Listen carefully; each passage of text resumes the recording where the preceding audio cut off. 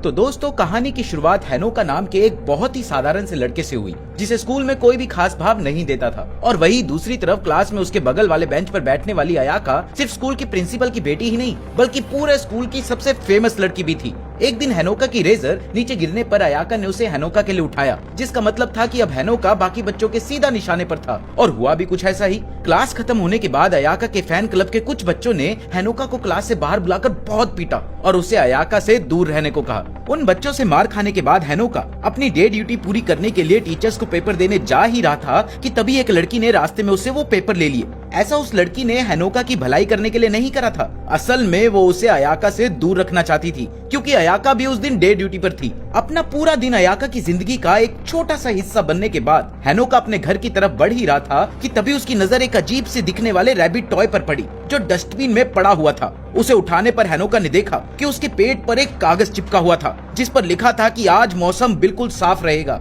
पर कुछ स्कूल की इमारतें गिर सकती थी। इससे पहले कि हैनोका कुछ समझ पाता, उसकी नजर एक पर्ची पर पड़ी और ऊपर देखने पर उसने देखा कि स्कूल का क्लॉक टावर सीधा उसके ऊपर गिरने वाला था। डर के मारे हैनोका ने अपनी आंखें बंद कर ली और जब उसने अपनी आंखें वापस खोली तो उसे उन पर विश्वास नहीं हुआ, क्योंकि वो खुद को अयाका के हाथों में देखकर हैरान हो गया था और घबराहट के मारे उसने अपने हाथ पैर चलाना शुरू कर दिया। तभी अयाका ने उसे शांत रहने को कहा, क्योंकि वो दोनों एक झाड़ू के ऊपर खड़े हुए थे जो हवा में उड़ रहा था। उनसे कुछ दूर पर ही एक लड़की खड़ी थी, जिसे समझ नहीं आ रहा था कि आखिर क्या अयाका भी एक वर्कशॉप विच थी। और इसके बाद उस लड़की ने अपने 2 रैबिट रोबोट्स को उन पर हमला करने के लिए भेजा और उसके एक ही इशारे पर दोनों रोबोट्स अयाका पर हमला करने के लिए पहुंच गए, जिसने हैनोका को हवा में उड़ाकर एक ही बारी में फायर स्पेल से उन दोनों रोबोट्स को नीचे गिरा दिया। पर जैसे ही अयाका हैनोका को लेकर नीचे उतरी तो दोनों रोबोट्स ने एक बार फिर उन पर हमला करने की कोशिश करी और इस बार अयाका ने हैनोका को नीचे उतार कर उनका सामना करना शुरू कर दिया। अयाका ने हैनोका को उसके साथ रहने को कहा था, पर हैनोका ने ठीक इसका उल्टा किया और पीछे से एक लड़की के बुलाने पर वो उसके पास चला गया, जहां टॉय सोल्जर्स की पूरी आर्मी उसका इंतजार कर रही थी। और उसे देखते ही उन सभी ने हैनोका को चारों तरफ से घेर लिया। उनमें से एक रोबोट कुल्हाड़ी से हैनोका का सर काटने ही वाला था कि तभी अयाका ने बीच में आकर सभी रैबिट रोबोट्स को जलाकर राख कर दिया। हैनोका को अभी भी लग रहा था कि वो एक सपना देख रहा था, इसलिए उसने अयाका से कहा कि वो उसके सपनों में भी सुंदर लग रही थी। ओए होए होए, रहा नहीं जाता। और असल जिंदगी में अयाका उसे कभी इतना समय नहीं देने वाली थी, पर इसके जवाब में अयाका ने बताया कि वो एक मिशन पर है और हैनोका को बचाना उसकी जिम्मेदारी थी और वो ऐसे ही हमेशा हैनोका को बचाती रहेगी। अभी हैनोका के दिमाग में बहुत कुछ चल रहा था कि तभी उसकी नजर एक रैबिट रोबोट पर पड़ी, जो पीछे से अयाका पर हमला करने वाला था। और इस बार हीरो बनने की बारी हैनोका की थी, इसलिए अयाका को बचाने के लिए वो रोबोट के सामने आया, जिसने एक ही बारी में उसे उठाकर साइड में फेंक दिया। हैनोका को लगा था कि वो ऐसा करने पर हीरो बन जाएगा, पर वो एक ही हमले के बाद बेहोश हो गया। हैनोका को इस हालत में देखकर अयाका बहुत ज्यादा गुस्से में आ गई और उसने एक ही बारी में सभी रोबोट्स को राख में बदल दिया। आंखें खुलने पर हैनोका अयाका के कमरे में था और अयाका ने उसे बताया कि जो कुछ भी हुआ वो एक सपना नहीं था और इसका सारा सच वो उसे किसी और दिन बताएगी, पर फिलहाल के लिए उन्हें घर जाना चाहिए। रास्ते में अयाका ने हैनोका को बताया कि उससे सिर्फ इतना याद रखना चाहिए कि उसे बचाना अयाका की जिम्मेदारी थी, क्योंकि हैनोका उसका मास्टर था। हैनोका को कुछ समझ नहीं आ रहा था, पर वो फिर भी चुपचाप अयाका के साथ चलता रहा। अगले कुछ ही दिनों में सभी चीजें वापस से सामान्य हो गई थी, पर इस बार हैनोका पहले की तरह कोई आम बच्चा नहीं था, क्योंकि अब बस में अयाका उसके साथ बैठती थी और जिस वजह से स्कूल के ज्यादातर बच्चे उससे जलने लग गए थे। इसके बाद वो दोनों अपनी क्लास की तरफ बढ़े, पर हैनोका को लग रहा था कि अगर वो अयाका के साथ 1 मिनट भी और रहा तो बच्चे उसे जान से मार देंगे, इसलिए वो पेट दर्द का बहाना बनाकर वहाँ से भाग गया। पर अयाका की नजरों से दूर होते ही कुछ बच्चों ने उसे कॉलर से पकड़कर धमकाना शुरू कर दिया, पर इससे पहले कि वो हैनोका को पीट पाते, अयाका ने बीच में आकर फिर से उसे बचा लिया और हैनोका की टाई बांधते हुए उसने सभी बच्चों को धमकी दी कि अगर किसी ने भी हैनोका को तंग किया तो वो उसे जलाकर रख देगी। उसी दिन लंच टाइम के दौरान अयाका ने अपने हाथों से हैनोका को साथ बिठाकर खाना खिलाया। इससे हैनोका तो बहुत खुश था, पर आसपास की सभी लड़कियां जलकर राख हो चुकी थी और इसी वजह से उसे लग रहा था कि वो सभी चीजों को खराब कर रहा था, इसलिए वो अपना लंच उठाकर वहाँ से चला गया। इससे गुस्सा होकर अयाका ने सभी लड़कियों के लंच में भी आग लगा दी। उधर हैनोका को अयाका के साथ गंदा बर्ताव करने की वजह से बुरा लग रहा था और वो इसीलिए अकेला ही घूमता घूमता उस जगह पर पहुंच गया जहां उस पर इमारत गिरी थी। पर वो ये देखकर हैरान था कि वहां सब चीजें बिल्कुल ठीक थी। तभी उसकी नजर पास में खड़ी उस लड़की पर पड़ी जिसने उसे उस दिन बुलाया था, और इस बार उसने उसे बताया कि इमारत का गिरना सिर्फ एक धोखा था। और अब उसे पूरी तरह यकीन हो गया था कि हैनोका सिर्फ एक बिना शक्तियों का बुद्धू इंसान था। इसके बाद उसने अपना रूप बदलकर खुद को टावर विचीज का टेम्पाओ बताया, और साथ ही उसने अपनी रोबोट आर्मी को बुलाकर बताया कि वो वहाँ हैनोका को किडनैप करने के लिए आई थी। पर तभी अयाका भी वहां पहुंच गई, जिस पर टेम्पाओ ने बताया कि वो अयाका का ही इंतजार कर रही थी। जिसके बाद उसने अपनी रोबोट आर्मी को उन पर हमला करने को कहा, और इस बार उसकी आर्मी पहले से कई गुना ज्यादा ताकतवर थी। और कुछ सेकंड के बाद जब हैनोका ने अपनी आंखें खोली तो उसने देखा कि अयाका ने उसे ऊपर से कवर कर रखा था और उसके शरीर पर कई सारे तलवारें लगी हुई थी। ये देखते ही हैनोका घबरा गया और अब उसे खुद के कमजोर होने पर गुस्सा आ रहा था और वो किसी भी तरह अयाका की मदद करना चाहता था। इस पर अयाका ने उससे सिर्फ एक ही वादा मांगा कि वो कल लंच टाइम पर गुस्सा होकर दूर नहीं भागेगा, और हैनोका की तरफ से ये वादा मिलते ही अयाका ने अपने जादू से सभी रोबोट्स को हवा में उड़ा दिया और सभी को राख में बदल दिया। इसके बाद वो हैनोका को अपने हाथों में पकड़कर टेम्पाओ की तरफ बढ़ी, पर अयाका के हमला करने से पहले ही टेम्पाओ अपने सोल्जर्स का सहारा लेकर वहां से भाग गई। और इसके बाद अयाका ने हैनोका को आंखें खोलने को कहा, और आंखें खोलते ही उसने देखा कि सभी चीजें वापस से नॉर्मल हो चुकी थी, मानो कि वहां कभी लड़ाई हुई ही ना हो। और इसके बाद वो अपना दिन खत्म करते हुए दोनों अपने घर चले गए। अगले दिन स्कूल में 5 नए बच्चों का एडमिशन हुआ, और ये कोई और नहीं बल्कि टेम्पाओ और उसके साथ टावर विचीज थे। अगले कुछ दिनों तक हैनोका लगातार अयाका से विचक्राफ्ट और टेम्पाओ के बारे में पूछता रहा, और एक दिन उसने ये फैसला किया कि वो अयाका से तब तक सवाल करता रहेगा जब तक वो उसका जवाब नहीं देगी। पर उस दिन अयाका बस में आई ही नहीं, और स्कूल पहुंचकर क्लास का दरवाजा खोलते ही उसके सामने खड़ी थी टेम्पाओ और उसके साथी, जो असल में अयाका की कैद में थे। क्लास के बाहर लगे बोर्ड को दोबारा पढ़ने पर हैनोका को पता चला कि असल में वो टॉर्चर सोसाइटी क्लब में पहुंच गया था, और उसे भरोसा था कि वो अपनी क्लास में ही आया था। इसीलिए उसने इसके बारे में अयाका से पूछा, जिसने उसे बताया कि असल में अयाका ने हैनोका के ऊपर एक खास जादू किया था, जिसके बाद वो सीधा उसके पास ही आएगा क्योंकि वो उससे मिलना चाहती थी। इसके बाद उसने बताया कि उसने टेम्पाओ और उसके साथियों को विच हंट से कैद करा था, क्योंकि आने वाले समय में वो लोग हैनोका के लिए मुसीबत बन सकते थे। इसके बाद अयाका ने बताया कि वो इन्हें पहले ही खत्म करना चाहती थी, पर उनका एक साथी अभी भी फरार था और इसीलिए वो उन्हें एक बलि की तरह इस्तेमाल कर रही थी। इसके बाद हैनोका टेम्पाओ के पास गया और उससे पूछा कि आखिर वो लोग उसके पीछे क्यों पड़े हुए थे, जिस पर जवाब देते हुए टेम्पाओ ने कहा कि वो पहले से ही जानती थी कि अयाका हैनोका को कुछ नहीं बताने वाली, जिसका मतलब था कि अयाका सिर्फ हैनोका के शरीर और उसके अंदर के व्हाइट स्टफ के पीछे थी। ये सुनते ही हैनोका शर्म से लाल हो गया था, और तभी अयाका ने उसे समझाया कि उसे दुश्मनों की सभी बातों पर भरोसा नहीं करना चाहिए। तभी छत से एक अजीब सा लिक्विड टपकने लगा, और देखते ही देखते उनमें से एक मई नाम की विच निकली, और उसने तुरंत ही अपने साथियों को आजाद कराया और हैनोका को किडनैप करके वहाँ से निकल गई और अपने चारों दोस्तों को अयाका पर हमला करने के लिए छोड़ दिया। पर जल्द ही अयाका चारों को हराकर मई तक पहुंच गई और उसने मई को हैनोका को छोड़ने के लिए कहा, पर मई ने अयाका को जवाब दिया कि वो आगे ना बढ़े वरना उसका भेड़िया हैनोका की गर्दन पर हमला कर देगा। पर अयाका को इससे कोई फर्क नहीं पड़ा और वो लगातार मई की तरफ बढ़ती रही, और उसको इतने पास देखकर मई ने अपने जानवर को हैनोका की गर्दन पर हमला करने को कहा, और भेड़िए के हमला करते ही अयाका ने लात मारकर हैनोका को बचा लिया और हैनोका की गर्दन पूरी तरह से ठीक थी, बल्कि भेड़िए के दांत का निशान अयाका की गर्दन पर था। ये देखते ही मई और उसके चारों दोस्त तुरंत ही वहाँ से भाग गए। कुछ देर बाद आंख खुलने पर हैनोका फिर से अयाका के कमरे में था और उसने देखा कि अयाका ने गर्मियों में भी स्कार्फ पहना हुआ था। हैनोका को होश में देखकर अयाका ने सबसे पहले उससे माफी मांगी और बताया कि वो भी चाहती थी कि हैनोका एक आम जिंदगी ही जिए, पर अगर चीजें इसी तरीके से चलती रही तो टावर विचीज लगातार उसे ही निशाना बनाते रहेंगे, और इस सब को रोकने के लिए उन्हें इसके पीछे के मास्टरमाइंड को खत्म करना था। पर अयाका को अभी भी नहीं पता था कि आखिर इसके पीछे था कौन। सारी बातें सुनने के बाद हैनोका समझ गया था कि ये सब उसकी ही वजह से हो रहा था, और अयाका भी स्कार्फ के नीचे अपनी चोट को छुपा रही थी। इसलिए उसने अयाका को सारी बात साफ साफ बताने को कहा,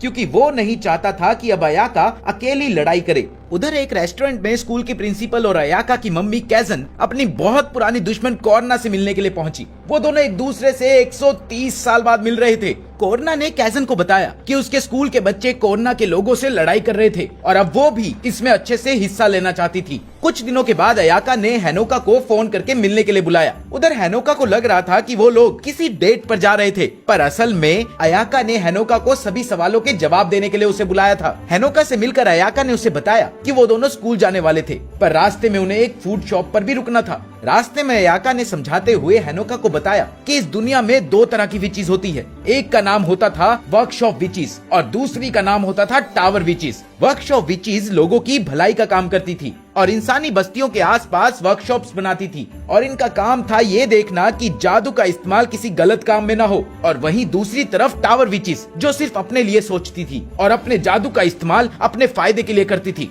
उन्हें ना ही कानून से फर्क पड़ता था और ना ही किसी इंसान से। इसके बाद वो दोनों एक फूड शॉप में पहुंचे और खाने के लिए ऑर्डर दिया, जिसके बाद एक वेटर अयाका के पास आई और चिल्ला चिल्ला कर उससे बात करने लग गई। वहीं अयाका उसे गुस्से से देख ही रही थी, पर साथ ही चुपचाप उसकी बातें भी सुन रही थी, जिससे उसे पता चला कि कोरना भी शहर में पहुंच चुकी थी और उसी के साथ कई और टावर विचीज भी वहां पहुंचने लग गई थी। वहीं हेनोका ने देखा कि वो वेटर कोई और नहीं बल्कि उनके स्कूल की स्टूडेंट काउंसिल की वाइस प्रेसिडेंट थी, जो ठीक अयाका की तरह एक वर्कशॉप विच थी। खाना खत्म करने के बाद वो लोग कुछ कपड़े खरीदने के लिए एक मॉल में गए, जहां हेनोका की नजर एक लड़की पर पड़ी जो एक बच्चे को चुप कराने की कोशिश कर रही थी। हेनोका ने उसके पास जाकर उसकी मदद करने की कोशिश करी, पर उस लड़की ने हेनोका को देखते ही पहचान लिया और उस बच्चे को धक्का मारकर अपना रूप बदल लिया और हेनोका पर हमला कर दिया। असल में वो लड़की भी एक टावर विच थी। उधर अपनी दोस्त को देखते ही उस लड़की के दोस्तों ने भी अयाका पर हमला कर दिया, पर अयाका उन दोनों के ऊपर आग लगाकर हेनोका को बचाने के लिए पहुंच गई। उधर उस लड़की ने पिस्टल से उन पर हमला करना शुरू कर दिया,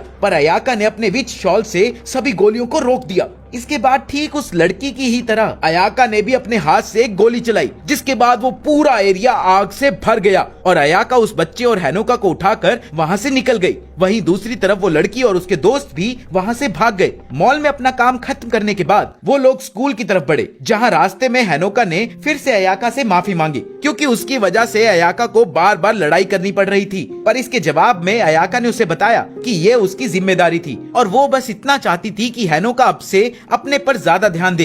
ये सुनकर हेनोका का मन थोड़ा सा हल्का हुआ। उधर स्कूल पहुंचने पर अयाका ने बताया कि असल में स्कूल भी एक मैजिक वर्कशॉप ही था और इसके बाद वो अयाका को अपनी माँ कैजन से मिलवाने के लिए लेकर आया। अयाका को देखते ही कैजन ने उसे मॉल में तोड़फोड़ करने के लिए बहुत डांटा और हेनोका को बताया कि एक रिवाज के मुताबिक किसी भी नए मैजिक स्टूडेंट को उसकी पहली क्लास से पहले अपने मास्टर से मिलवाया जाता था और इसीलिए आज कैजन ने हेनोका को मिलने के लिए बुलाया था। अगले दिन ट्रेनिंग के दौरान टेम्पाओ और उसके साथी अयाका और हेनोका पर हमला करने के लिए पहुंच गए, पर अयाका को इससे कोई खास फर्क नहीं पड़ता था, क्योंकि वो जानती थी कि वो एक ही बारी में उन्हें हरा देगी। इसलिए उसने हेनोका को ध्यान से देखने और सीखने को कहा। उधर टेम्पाओ और उसके साथियों के हमला करते ही अयाका ने उन्हें हवा में उड़ा दिया, पर हेनोका को कुछ भी समझ नहीं आया था। अगले दिन स्कूल में लॉकर खोलते ही हेनोका के ऊपर बहुत सारी चिट्ठियां गिर गई, जिनमें उसे जान से मारने की धमकियां भरी हुई थी। यहाँ तक कि एक ने तो उसके ऊपर काला जादू करने की कोशिश करी हुई थी, पर अयाका जानती थी कि ये काम उसके चाहने वालों ने किया था।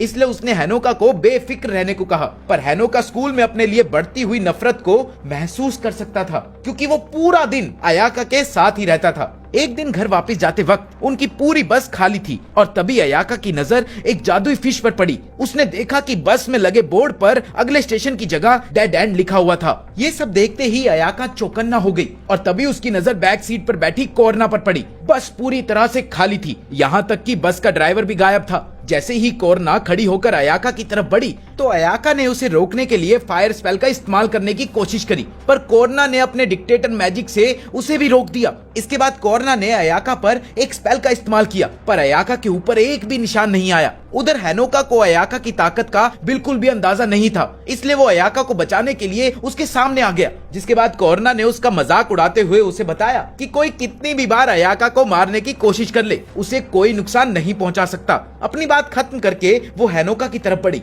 और उसके पेट में चाकू मार दिया, जिसके बाद हेनोका जोर जोर से रोने लग गया। पर कोरना ने उसे चुपचाप ड्रामा बंद करके वापस खड़े होने को कहा, ए चुप हो ना, क्या ड्रामे कर रहा है। जिसके बाद हेनोका का ध्यान अपने शरीर की तरफ गया जो बिल्कुल ठीक था। तभी उसे अयाका के गिरने की आवाज आई और उसने देखा कि अयाका के पेट में वहीं पर जख्म था जहां उसे चाकू लगा था। इसके बाद कोर्ना ने उसे बताया कि ये सब डैमेज ट्रांसफर करने की वजह से हुआ था, जिसका मतलब था कि हेनोका को लगने वाली चोट का जख्म अयाका को लगने वाला था और ये सब एक कॉन्ट्रैक्ट की वजह से था जिसमें अयाका को हेनोका की सारी शक्तियां मिली थी और इसके बदले उसे हेनोका की पूरी रक्षा करनी थी। और अब अगर वो अयाका को बचाना चाहता है तो उसे अपने शरीर के व्हाइट स्टफ की मदद से अयाका को और शक्तियां देनी पड़ेगी। असल में व्हाइट स्टफ एक स्पेशल स्पिरिट थी जो हेनोका के शरीर के अंदर ही रहती थी। इसके साथ ही कोर्ना ने हेनोका को एक टॉफी भी दिखाई जिसे खाकर हेनोका अपनी असली शक्तियों को जान सकता था और फिर कोर्ना ने जबरदस्ती हेनोका को वो टॉफी खिलाने की कोशिश भी की, पर तभी अयाका ने उधर ग्रीन फ्लेम छोड़कर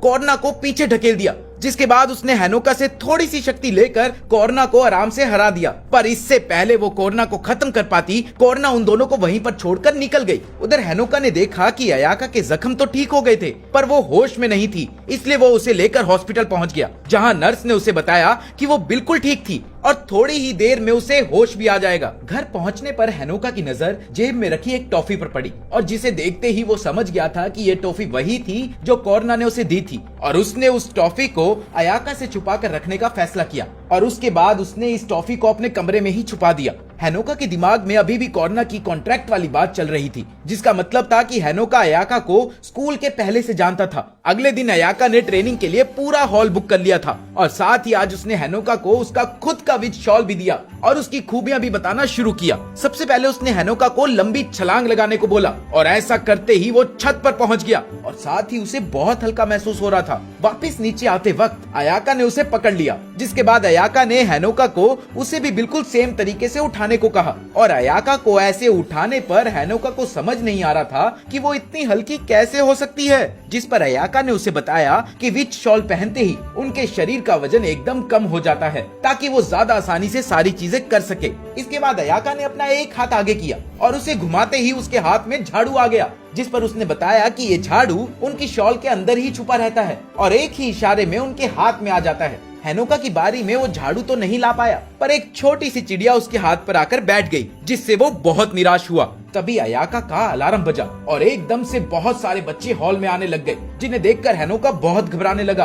पर तभी उसे एहसास हुआ कि वो सभी बच्चे उन्हें देख ही नहीं पा रहे थे, जिस पर अयाका ने उसे बताया कि जब तक उन्होंने विच शॉल पहन रखी है तब तक कोई भी आम इंसान उन्हें नहीं देख सकता है। हॉल से बाहर आने के बाद अयाका ने हेनोका से पूछा कि क्या उसे ऊंचाई से डर लगता है। इससे पहले हेनोका जवाब दे पाता, अयाका ने उसे उठाया और उसे अपने झाड़ू पर बिठाकर आसमान में निकल गई, जहां पर उसने बताया कि ज्यादातर इसका इस्तेमाल आसपास के एरिया में नजर रखने के लिए किया जाता है और साथ ही स्कूल की सुरक्षा के लिए स्कूल में 5 वर्कशॉप विचेस को रखा गया था। काफी देर उड़ने के बाद हेनोका को नींद आ गई, जिसके बाद अयाका ने वापस स्कूल जाने का फैसला किया। पर रास्ते में हेनोका की नजर एक लड़की पर पड़ी जिसे कुछ लोग तंग कर रहे थे और उसका मानना था कि उन्हें वहां रुककर उस लड़की की मदद करनी चाहिए। पर अयाका का कहना था कि ये काम पुलिस का था ना कि विचिस का और इसलिए उन्हें इसके बीच में नहीं पड़ना चाहिए। पर हेनोका इस चीज के लिए तैयार नहीं था और उसने तुरंत ही अपने झाड़ू को निकाला और उस लड़की को बचाने के लिए निकल गया। पर उसे उड़ना तो आता नहीं था, वो बड़ी मुश्किल से गिरते गिरते बचा और नीचे पहुंचते ही उसने सीधा एक गाड़ी की तरह उन चारों में टक्कर मार दी, जिसके बाद उन्होंने फिर से खड़ा होकर हेनोका को घेर लिया।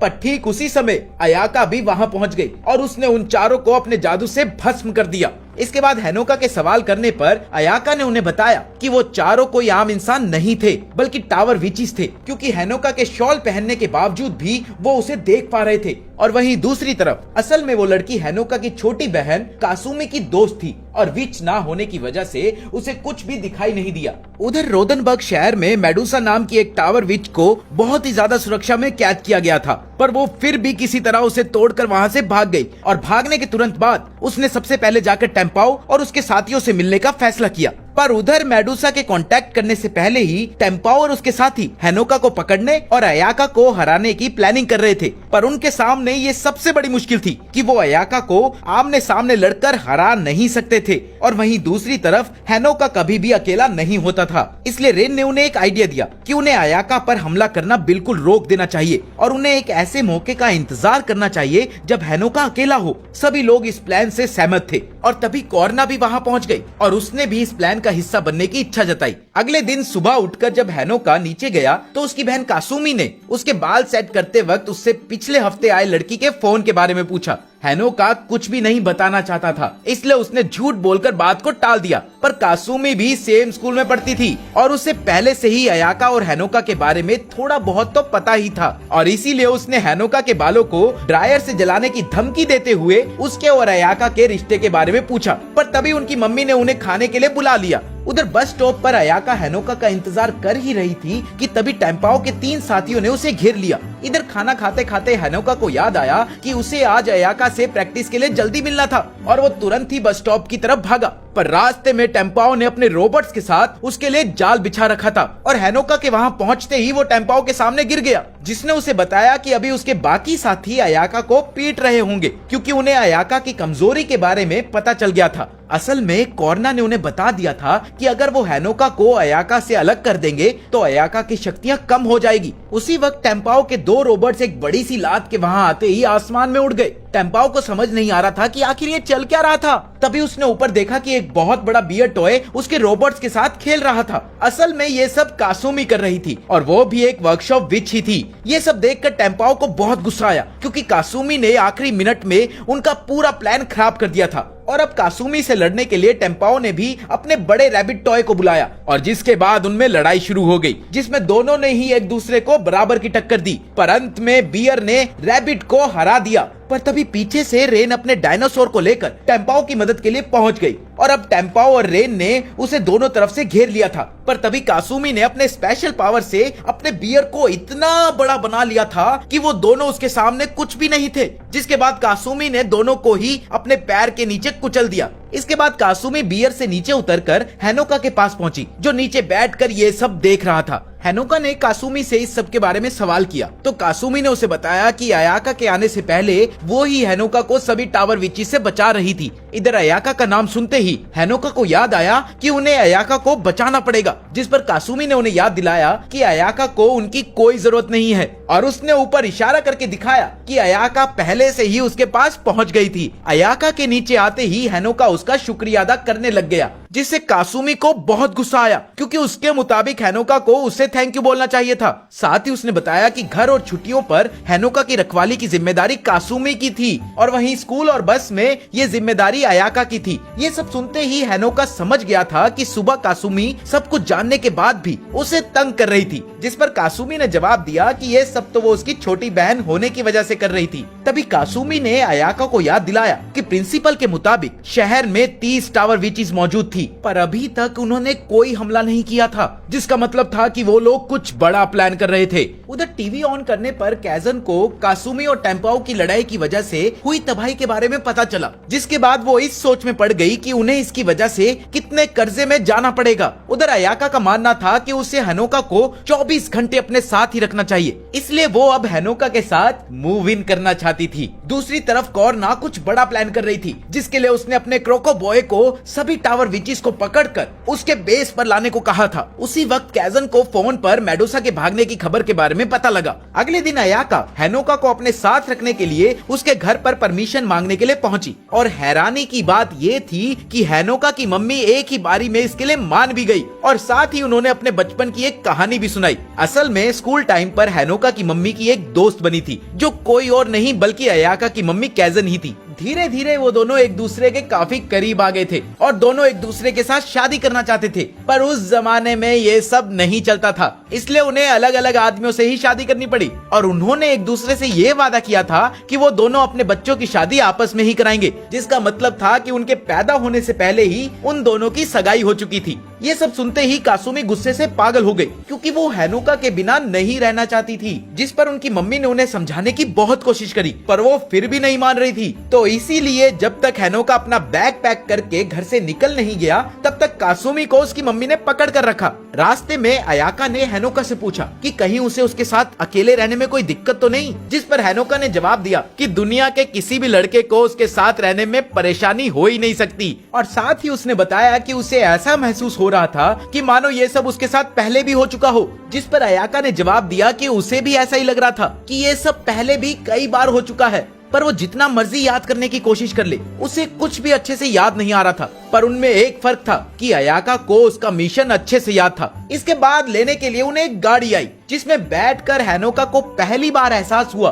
कि असल में अयाका बहुत ही ज्यादा अमीर थी। इसके बाद वो दोनों अयाका के घर में पहुंचे जो बहुत ही बड़ी बिल्डिंग थी। अंदर घुसने पर कई सारे नौकर उनका इंतजार कर रहे थे और अयाका ने बताया कि वो ऊपर वाले फ्लोर में रहती थी जिसके लिए उन्हें लिफ्ट लेनी पड़ेगी। इधर हैनोका ये सोच रहा था कि इतने बड़े घर में कोई कैसे रह सकता है। अयाका के कमरे में पहुंचकर उन्होंने देखा कि 3 नौकरों को पत्थर का बनाने के बाद मेडुसा उनका बहुत देर से इंतजार कर रही थी। मेडुसा को सामने देखकर अयाका ने हैनोका को 12वें फ्लोर पर जाने को कहा और वो खुद लिफ्ट का दरवाजा बंद करके अंदर चली गई। अंदर जाते ही अयाका ने अपना रूप बदला और अपनी पूरी शक्ति से मेडुसा से लड़ने लग गई। उधर हैनोका को समझ नहीं आ रहा था कि आखिर अयाका ने उसे दूर जाने को क्यों कहा था, क्योंकि हर बार वो उसे अपने पास ही रखती थी। और वो ये भी समझ गया था कि दुश्मन के ज्यादा ताकतवर होने की वजह से ही अयाका ने उसे 12वें फ्लोर पर जाने को कहा था। पर वो ये भी जानता था कि अगर वो अयाका से दूर चला गया तो उसकी शक्तियां काफी कम हो जाएगी, इसलिए उसने वहीं रुकने का फैसला किया। पर तभी लिफ्ट का दरवाजा टूटा